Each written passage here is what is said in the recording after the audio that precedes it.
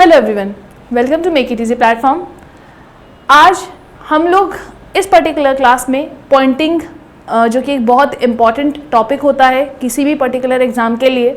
आपने अभी recently RRB JE में भी देखा होगा, बीएमसी से काफ़ी क्वेश्चंस पूछे गए और बीएमसी में भी जो कंस्ट्रक्शन वाला पार्ट होता है, बीएमसी का जो फुल फॉर्म रहता है वो होता है बिल्डिंग मटेरियल एंड कंस्ट्रक्शन। तो वो जो कंस्ट्रक्शन वाला पार्ट होता है वो कहीं ना कहीं कंपैरेटिवली ज़्यादा आया है और ऐसे टॉपिक्स पूछे गए हैं जो आप रेगुलर गो में ईजिली नहीं, जिसे कहते हैं आपके सामने आते हैं, नहीं पढ़ते हैं। आपने हमारे प्रीवियस वीडियोस में भी देखा होगा और आरआरबी के क्वेश्चंस में भी देखा होगा, जो हमने ये शॉर्ट वीडियोस आप लोगों के लिए बनाई थी। लगभग उन्हीं वीडियो में से आपके 4 से 5 क्वेश्चंस आपके एग्जाम्स में थे, चाहे वो डिग्री ऑफ एक्यूरेसी वाला क्वेश्चन हो या कोई और वीडियो से उठाया हुआ। तो लगभग 4 से 5 क्वेश्चंस वहाँ एग्जाम में हम लोगों को देखने को मिले इन्हीं पर्टिकुलर शॉर्ट वीडियोस से। तो ये वीडियोस आपके लिए एक फिलर का काम कर रही हैं। दैट मीन्स आप इजीली ये टॉपिक्स या तो छोड़ के चले जाते हैं या फिर इन्हें पढ़ते ही नहीं हैं, ठीक है ना। या फिर आपको लगता है कि ये तो हमें सब कुछ आता है। देखिए, और एग्जामिनर जो है वो इसी चीज़ में गेम खेल जाता है। Basically he is not playing with the questions, he is playing with the mind of students. Examiner भी कभी स्टूडेंट था, उसे पता है कि स्टूडेंट कौन सा टॉपिक ज़्यादा, जिसे कहते हैं, फोकस के साथ पढ़ेगा और कौन सा उसको लगेगा कि ये ईजी है, इसे छोड़ देता हूँ, ठीक है ना। तो इसी को ध्यान में रखते हुए आज का जो हम टॉपिक लेकर आए हैं वो है पॉइंटिंग। ये पर्टिकुलर टॉपिक आपका हर पर्टिकुलर एग्ज़ाम के लिए बहुत इंपॉर्टेंट होता है, लेकिन एज अ स्टूडेंट ब्रेन हम लोग इसको ऑफनली मिस्टेक कर लेते हैं कि इट्स इजी, 5-10 मिनट में पढ़ूंगा एग्ज़ाम से पहले और हो जाएगा। नहीं भैया, नहीं होगा। अब तो बिल्कुल भी नहीं होगा जिस लेवल का कंपटीशन चल रहा है, ठीक है ना। और वो जो 5-10 मिनट में पढ़ते हो ना, वो हम पढ़ते ही नहीं है। एक्चुअली हमारे पास उतना टाइम रहता ही नहीं है, स्ट्रेस लेवल बहुत ज़्यादा होता है और हम भूल जाते हैं और इसी से उठ के क्वेश्चन आ जाता है। पॉइंटिंग से जो क्वेश्चन अभी तक उठकर आया है मैं आपको बताती हूँ। 2013 यूकेपीएससी एई, जेई, 2024 में जो हमारा जो 22 से 2021 से जो यूकेपीएससी का पेपर चला हुआ आ रहा था, 21-22 वाला, ठीक है ना, जेई का भी पेपर, तो वहाँ पर भी हमें ये क्वेश्चंस देखने को मिले। एई जेई का जो भी लास्ट टाइम 2024 में रिक्रूटमेंट हुई है जिन बच्चों की, तो बेसिकली पोस्टिंग हुई है, सॉरी, तो उनके पेपर में भी चाहे वो पेपर 1 था जो कैंसिल हो गया था, चाहे वो दूसरा पेपर जो उन्होंने दिया, दोनों ही पेपर्स में ये पर्टिकुलर पॉइंटिंग का क्वेश्चन देखने को मिला। अब सोचो, ए लेवल पे ये टॉपिक पूछा जा रहा है। एसएससी जेई का, अगेन एसएससी जेई में भी पॉइंटिंग से बहुत बार क्वेश्चन पूछे गए हैं। Not even single time, twice, multiple times they have asked questions on this particular topic, ठीक है ना। तो ये पता होना बहुत ज़्यादा ज़रूरी है। अभी हम अपने अपकमिंग सेशंस में वो क्वेश्चंस भी इंक्लूड करेंगे जो पॉइंटिंग से पूछे गए हैं डिफरेंट एग्जाम्स में, ठीक है ना। और पर्टिकुलर टॉपिक की तरफ चलते हैं। आइए देखिए, पॉइंटिंग होता क्या है ये जानना बहुत ज़्यादा ज़रूरी है। देखिए, पॉइंटिंग एक तरीके की टेक्निक है जिसमें आप जो पर्टिकुलर जॉइंट्स होते हैं, है ना, मोटार जो जॉइंट्स होते हैं, जो सेमी सेट होते हैं, आप उनको जो हमारे, देखिए, किसी भी स्ट्रक्चर में जो वीक पार्ट रहता है ना, यूजुअली उसके जॉइंट्स रहते हैं। क्या रहते हैं? जॉइंट्स। अगर हम किसी तरीके से इन्हीं जॉइंट्स को स्ट्रेंथन कर दें तो हमारा जो पर्टिकुलर, जो भी हमने मास्टरपीस बनाया है, वो कहीं ना कहीं बहुत ड्यूरेबल हो जाता है, लॉन्ग लास्टिंग हो जाता है, लॉन्गेटिविटी आ जाती है उसमें, है ना। अगर हम ये वीक पॉइंट्स ही एलिमिनेट कर दें तो हम ये सब चीज़ें अटेन कर सकते हैं। अब इन वीक पॉइंट्स को रिमूव करने के लिए पॉइंटिंग ही एक हमारे पास ऐसी टेक्निक है जो इन वीक जॉइंट्स को क्या स्ट्रेंथन करने का काम कर रही है। इसमें करते क्या है? Poynting is the basic procedure जिसमें मोटार के जो वीक जॉइंट्स है या फिर जो ये जॉइंट्स हैं, सिंपल टर्म्स में जो जॉइंट्स होते हैं मशीनरी में, उनको वहाँ से जो सेमीसेट मोटार होता है उन जॉइंट से निकाल लिया जाता है और वहाँ पे रिच मोटार भर दिया जाता है। मतलब एक ऐसा मोटार जिसमें पर्टिकुलरली क्या है, पुराने मोटार के कंपैरिजन में जो ज़्यादा इफेक्टिव है, एक रिच मोटार हम लोग भर देते हैं, जिसकी वजह से वो जो पर्टिकुलर आपका जॉइंट रहता है वो क्या रह जाता है, वो स्ट्रेंथन हो जाता है। और अब ना कोई वेदरिंग एजेंसीज या ना कोई वेदरिंग इंटरफेरेंस या कुछ भी इफेक्ट कोई भी वेदरिंग इफेक्ट, एटमॉस्फेरिक इफेक्ट उस पर्टिकुलर मेजनरी को इफेक्ट अब नहीं कर पाएगा, क्योंकि ये जितनी भी वेदरिंग एजेंसीज होती हैं, एटमॉस्फेरिक एक्शंस होते हैं, ये जॉइंट्स के थ्रू ही स्ट्रक्चर पे एक्ट करते हैं। तो जब आप वो जॉइंट्स वाला जो वीक पॉइंट है उसी को स्ट्रेंथन कर दोगे तो आपको इसकी ज़रूरत ही नहीं पड़ेगी, है ना। तो पॉइंटिंग हमें यही सब अटेन करने के लिए हेल्प कर रही है। दूसरी चीज़, पॉइंटिंग सिर्फ आपको ये स्ट्रेंथन करने का मौका नहीं देती, ये साथ साथ एस्थेटिकली आपके मेसनरी को प्लीजिंग बनाने का काम भी करती है। अब वो प्लीजिंग कैसे बना रही है, देखिए मैंने क्या बताया, पॉइंटिंग में आप मोटार, जो सेमी सेट मोटार होता है या जो जॉइंट्स में आपने लगा रखा है, आप उसको निकालते हैं और उसको रिच मोटार से फिल कर देते हैं, ये मैंने आप लोगों को बताया। अब जब हम ये फिलिंग करते हैं तो इसमें हम अलग अलग शेप्स दे सकते हैं, ये हमारे हाथ में होता है। आप ऐसा भी कर सकते हैं, पिगमेंट्स ऐड करके उसमें कलर भी अपने हिसाब का आप लोग ऐड ऑन कर सकते हैं, ठीक है ना, जिससे कि आपके पर्टिकुलर जो मेजनरी है वो एस्थेटिकली बहुत ही प्लीजिंग हो जाए। एस्थेटिकली प्लीजिंग मतलब दिखने में भी बहुत अच्छी लग रही है, ठीक है ना। तो पॉइंटिंग के आपको ये बेसिक चीज़ें पता चल गई कि पॉइंटिंग हम क्यों कर रहे हैं। या तो हमें एस्थेटिकली बहुत अच्छा चाहिए दिखने में, या तो फिर आप जो दूसरा वाला है टू स्ट्रेंथन द जॉइंट्स, वो ये दो कारण हैं जिसके लिए हम पॉइंटिंग करते हैं। तो आइए देखते हैं, इमेजेस के थ्रू इसको और समझने की कोशिश करते हैं। जैसे कि मैंने बताया, Poynting is the art of finishing the joints in exposed brick masonry or stone masonry with suitable cement or lime mortar in order to protect the joints from weather effects and to enhance the appearance of building structure। जैसे कि मैंने आप लोगों को बताया, बिल्कुल वही same to same इन्होंने लैंग्वेज में लिखा हुआ है। Next is it should be noted that mortar joints are the only weak spots. देखिए जो मोटार के जॉइंट्स होते हैं ये वीक स्पॉट्स रहते हैं हमारे स्ट्रक्चर में, और यहीं से आपके स्ट्रक्चर की तबाही स्टार्ट होती है इन शॉर्ट, ठीक है ना। इसीलिए इन्हीं जॉइंट्स को आपको प्रोटेक्ट करना है from the effect of rain, water, sun rays and snowfall, जिनको कि मैंने वेदरिंग एक्शंस या एटमॉस्फेरिक एक्शंस के थ्रू आपको रिप्रेजेंट ऑलरेडी किया था, ठीक है ना। अब ये देखिए यहाँ पे ये रेक आउट कर रहा है, बेसिकली यहाँ पे देखिए जॉइंट है, ये इस छेनी हथौड़ी से उस पर्टिकुलर जो मोटार है उसको निकाल रहा है ताकि यहाँ पे रिच मोटार को भरा जा सके। अब यहाँ पे क्या होता है यूजुअली, अब देखिए ऑब्जेक्टिव में क्वेश्चन पूछता है कि जो ये रेक आउट करते हैं हम कहाँ तक करते हैं, है ना। अब आप अलग अलग टाइप की पॉइंटिंग देखेंगे, अलग अलग टाइप की पॉइंटिंग में अलग अलग टाइप का आपका क्या रहता है, रेक आउट रहता है, ठीक है ना। कहीं पे आप 5 mm रेकिंग कर रहे होंगे, कहीं पे आप 3 mm निकाल रहे होंगे मोटार। तो यूजुअली जो देखा जाता है लगभग 10 से 20 mm तक हम रेक आउट करते हैं ताकि उसमें रिच मोटार भरा जा सके, है ना। और यही ऑब्जेक्टिव में वो आपसे पूछ लेता है कि जो रेकिंग की जाती है it is done up to a depth of, तो it is done up to a depth of 10 to 20 mm। अभी आप आगे देखेंगे भी, देखिए it is the process of removing, raking out मतलब निकालना, है ना, process of removing semi set mortar to a depth of about 20 mm। देखिए तो ये ऑब्जेक्टिव में पूछ लिया जाता है, और ऑफनली जो ऑप्शन देता है वो देता है 10 से 20 mm का। ये एक ही पेपर में भी आया हुआ है सेम क्वेश्चन, तो गार्ड बांध के रखिए आपके SSC JEE और इन सब एग्जाम्स के लिए, क्योंकि बहुत बेसिक टॉपिक है, बिल्कुल फॉर श्योर बहुत इंपॉर्टेंट हो जाता है, ठीक है ना। तो and replacing it with fresh mortar it may contain a colouring pigment to further enhance the masonry work, ठीक है। तो यहाँ से देखिए आपका एक ऑब्जेक्टिव खिंच कर आ गया, 2 ऑब्जेक्टिव आगे पीछे और खिंच के आ गए थे। ऑब्जेक्टिव्स क्या थे पीछे, देखिए पॉइंटिंग क्यों यूज कर रहे हैं, तो एक तो यही ऑब्जेक्टिव हो गया कि भैया अपीयरेंस को एनहांस करने के लिए, साथ ही साथ जॉइंट्स को स्ट्रेंथन करने के लिए, है ना। तो ये पर्टिकुलर अगेन आपके 2 ऑब्जेक्टिव यहाँ से खिंच जाते हैं, वो क्योंकि हम बेसिक में पढ़ते हैं इसलिए हमें रियलाइज नहीं होता, बट ऑब्जेक्टिव वहाँ से भी पूछ लेता है वो, है ना। तो मैं आपको बताते रहूँगी कहाँ से ऑब्जेक्टिव आए हुए हैं। Next is purpose of pointing. जैसे कि मैंने बताया, एक तो प्रोटेक्शन, जो बेसिक पर्पस है वो आपका वो क्या है, प्रोटेक्शन देने का है, ठीक है ना, वेदरिंग एजेंसी से, एटमॉस्फेरिक एक्शन से प्रोटेक्ट करने का काम है। दूसरा क्या है, एस्थेटिकली प्लीजिंग बनाना, ये भी हम लोगों ने ऑलरेडी देख लिया है कि एस्थेटिकली प्लीजिंग बनाता है दिखने में ताकि क्या हो, अच्छा लगे। साथ ही साथ क्या होता है, जिसे कहते हैं वेदर प्रूफिंग, ठीक है ना। वेदर प्रूफिंग कर रहा है मतलब गैप्स को क्या कर दे रहा है, सील कर दे रहा है ताकि पानी अंदर सीप ना कर पाए।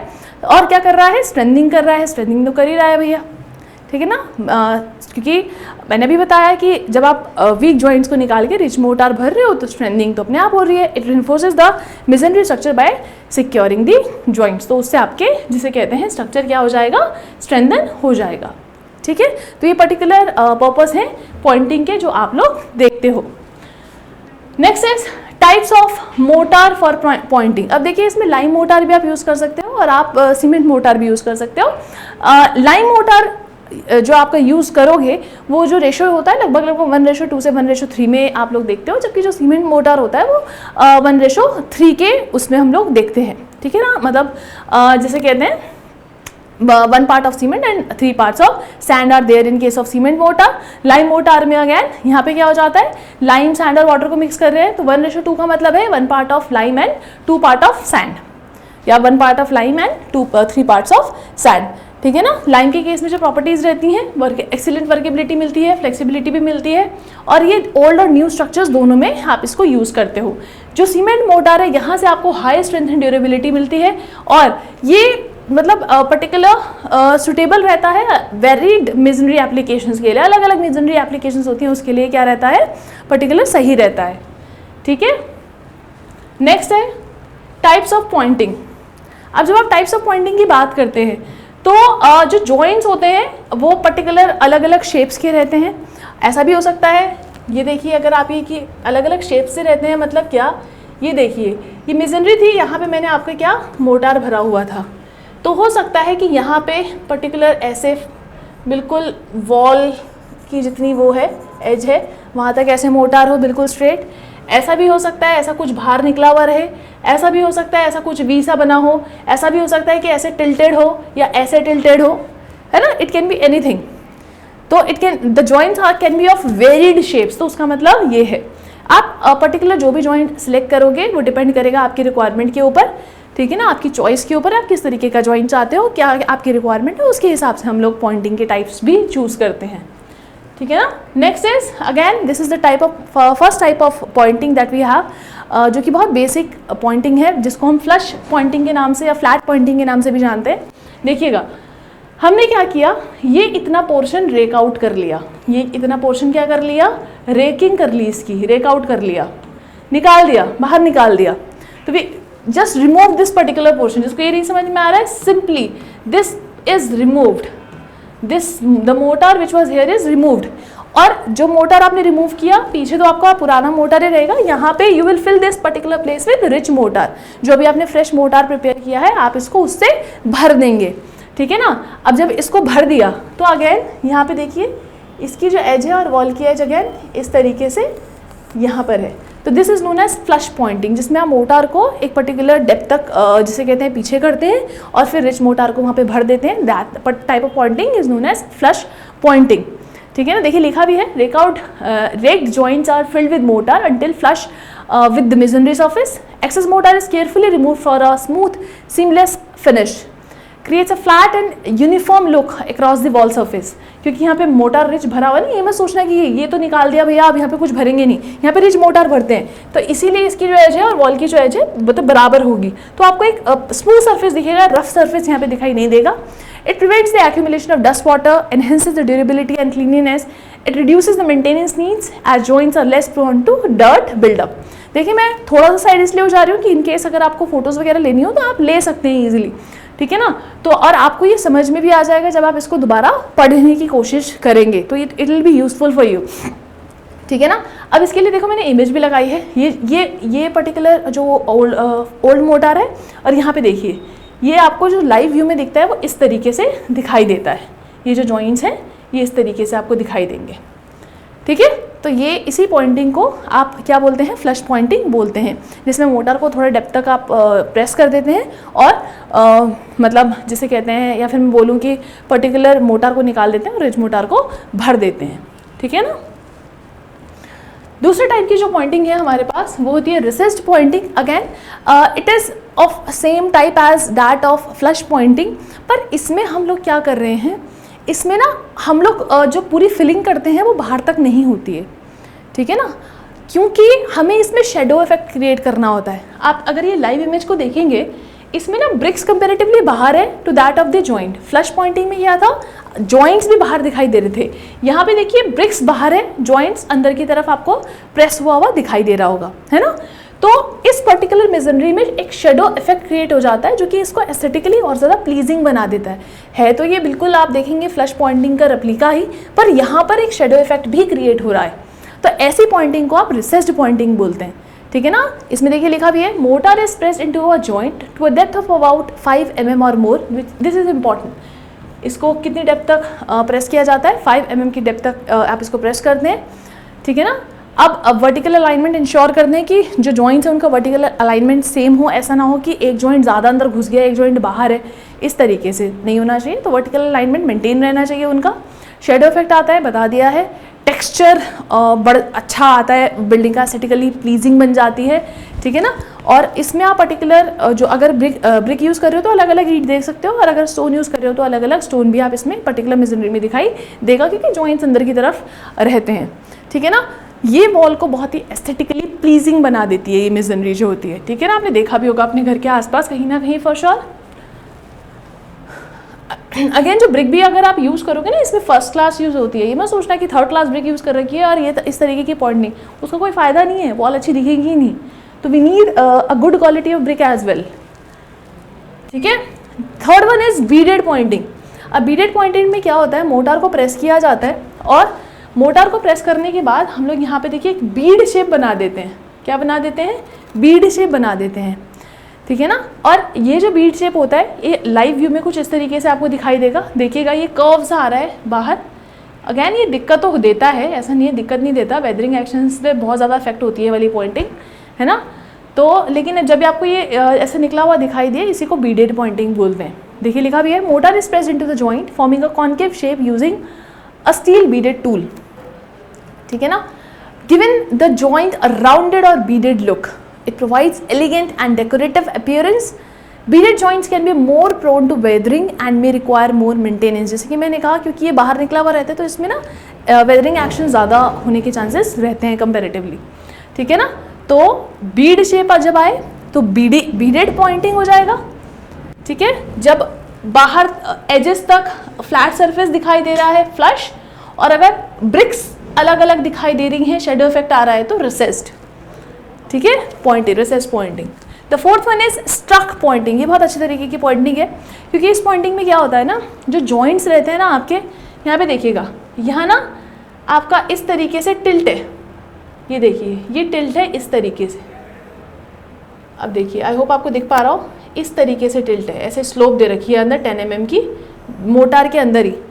जो मोटार इन्होंने भरा उसी में इन्होंने एक टिल्ट दे दिया, स्लोप दे दिया, मतलब ऊपर वाली एज को तो मोटार की दीवार की एज के बराबर रखा और नीचे वाली एज को अंदर प्रेस कर दिया, जिसकी वजह से इस तरीके का स्लोप क्रिएट हो गया। और जो ये स्लोप की वैल्यू होगी लगभग 10 mm तक इसको अंदर हम लोगों ने क्रिएट किया है स्लोप को। यहाँ पे देख सकते हैं आप, ये थोड़ा जूम्ड व्यू है, ये देखिए ये ऐसे इस तरीके से। और ये क्यों किया गया होगा, जब बारिश का पानी आए तो वॉल पे देखा होगा ना, बारिश का पानी रुक जाता है, वो वहाँ पे ना रुके और डायरेक्टली नीचे ट्रैवल करके चला जाए, इस वजह से ये बनाई जाती है। तो मतलब वहाँ पे इफेक्टिव हो जाता है, ठीक है ना। देखिए लिखा भी है, mortar is press to match the wall surface then slope inward to the top edge. Inward slope दे देते हैं, इस तरीके से दिखाई दे रही होगी आपको। A 10 mm slope is created from the top to the bottom edge and creates a sloping edge providing a clean angled look. Facilitates water runoff, reducing water retention on masonry. Effective for exterior walls exposed to rain. तो कहाँ effective रहती है particular ऐसी वाली Poynting, जहाँ पे wall जिसे कहते हैं पर्टिकुलर बारिश या एक्सटर्नल वॉल्स के लिए ये ज़्यादा इफेक्टिव आपको दिखाई पड़ती है। ऐसी पॉइंटिंग को स्ट्रक कहते हैं। इसी का एक और भाई अभी आगे भी पढ़ेंगे, वेदर्ड पॉइंटिंग के नाम से, जिसपे ऑब्जेक्टिव बेशुमार पूछे जा रहे हैं, तो वो भी अभी देखेंगे हम लोग। नेक्स्ट इज ग्रूव्ड, कीड और रब्ड पॉइंटिंग। अब जो ये ग्रूव्ड, कीड और रब पॉइंटिंग है, पहले इस इमेज से समझिए। हमने यहाँ से यहाँ तक मोटार को रेकआउट किया, फिर इसमें रिच मोटार भरा और इस तरीके की शेप दे दी अंदर की तरफ। बीडेड में क्या था, बीडेड में बाहर की तरफ आ रहा था। कीड में, रब्ड में या ग्रूव्ड में क्या हुआ है, अंदर एक ग्रूव काट देते हैं। जैसे कभी आइसक्रीम लेने जाते हो तो उसके पास क्या होता है, एक पर्टिकुलर निकालने के लिए होता है ना कुछ, उस तरीके से उन्होंने भी एक पर्टिकुलर टूल से ऐसे ग्रूव्ड कट कर दिया वहाँ पे, है ना। तो ये जो ग्रूव निकाला इन्होंने यहाँ से, और इसी पॉइंटिंग को क्या बोल दिया, ग्रूव पॉइंटिंग बोल दिया। यहाँ पे आपको दिखाई दे रहा होगा, देखिए ये ग्रूव काटा हुआ है इस तरीके से, जैसे स्कूप निकलता है ना आइसक्रीम का, देखिए उसी तरीके से इन्होंने मोटार का स्कूप निकाल दिया, ऐसा सोचिए, ये देखिए, ठीक है ना। तो It is similar to flush pointing with an additional groove in the center. It is made using a pointer or any other specialized tool. Adds a center line in the joint for a unique decorative look. Enhances visual appearance and creates a distinct design. Adds texture while maintaining flush finish. Objective में आपसे ना इतनी सारी detail पूछेगा नहीं. Objective में क्या पूछेगा, इनकी शेप्स के बारे में. If the joint edges are matching the edges of the wall, what kind of pointing is it? It is a flush pointing. ठीक है ना, it is a flush pointing. If we are getting a shadow effect, what kind of pointing it is? It is a recessed pointing. फिर उसके बाद क्या पूछेगा? If we are having a tilt in the joints so that water should not get retained on the wall, what kind of pointing it is? It is a struck pointing, है ना. या फिर अगर स्लोप इनवर्ड ना हो कि कैसी है, ऊपर की साइड से उसको अंदर कर रखा है, नीचे की साइड से it is touching the edge, तो उस केस में इट्स वेदर्ड पॉइंटिंग. इस तरीके से मतलब आपसे क्वेश्चन पूछे जाएंगे. तो आपको बेसिक जो काम करना है वो तो शेप्स याद रखने का करना है. Rest of the things leave it, मतलब ऐसे नहीं छोड़ देना है. For now leave it. The important thing is to learn the shapes first. उसके बाद उनकी कैरेक्टरिस्टिक्स याद आपको करने में ज़्यादा टाइम नहीं लगेगा, ट्रस्ट मी. ठीक है ना. सो अब आपको ये कीड और ग्रूव्ड का पता चल गया. नेक्स्ट इज टक पॉइंटिंग. टक पॉइंटिंग में क्या होता है, आपने जो रिच मोर्टार भरा और इस तरीके से हम एक ग्रूव कट कर देते हैं और इसमें बेसिकली वाइट सीमेंट हम यहाँ पे लगा देते हैं, जिससे कि जॉइंट्स. अभी देखो उस केस में क्या था, बीडेड वाले में आपको बीडेड कह रही हूँ. अब यहाँ पर मतलब वॉल्स की ब्रिक बाहर आ रखी थी, है ना. आपने देखा होगा ना शैडो इफेक्ट जब मिल रहा था मेरे सेस्ट में, तो वॉल अलग, मतलब जो ब्रिक्स थी वो अलग अलग दिखाई दे रही थी और जॉइंट्स अंदर घुसे हुए थे, है ना. शैडो इफेक्ट क्रिएट हो रहा था. यहाँ पे जॉइंट्स मेरे बाहर है कंपेरेटिवली, और मेरा जो वॉल या स्टोन वाला पार्ट है वो कंपेरेटिवली थोड़ा सा अंदर है. इस तरीके से आपको दिखाई दिया होगा, आपने बहुत बार देखा भी होगा.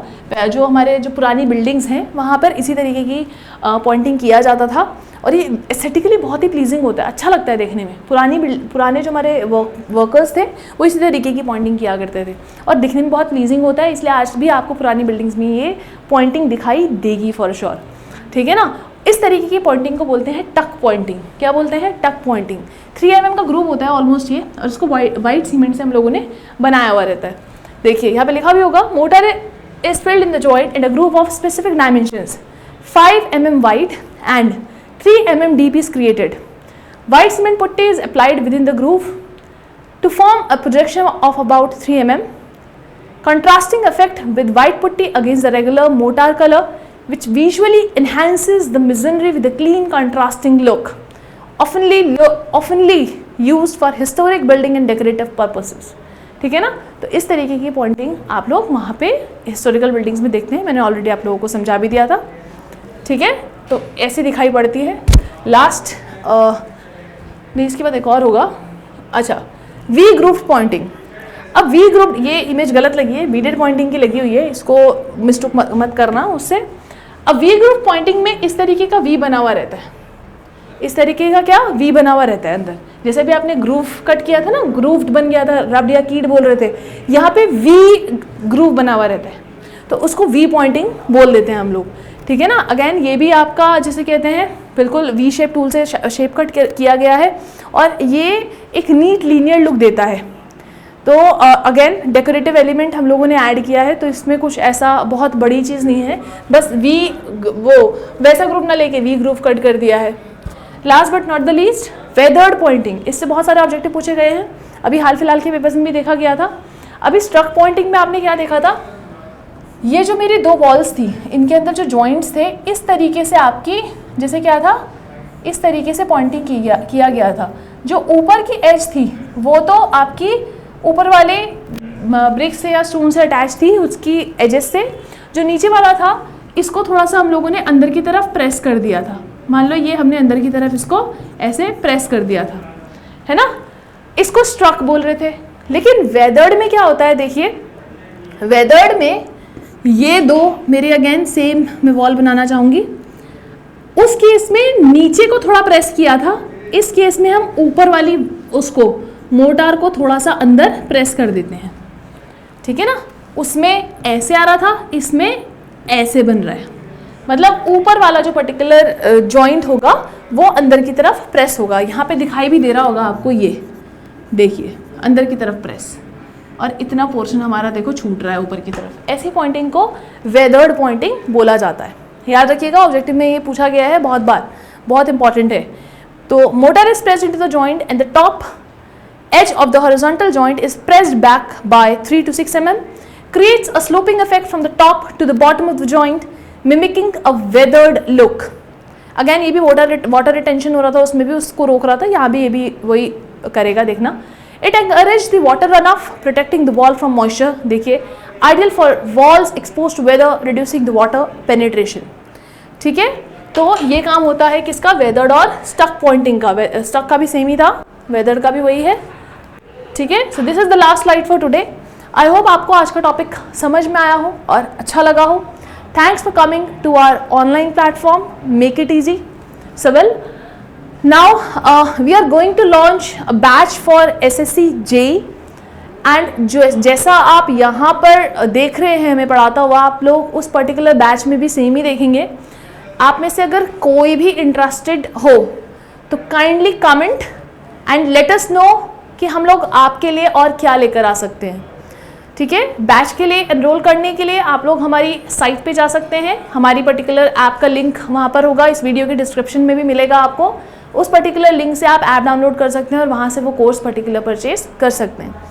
Thanks for coming to our online platform. Thank you.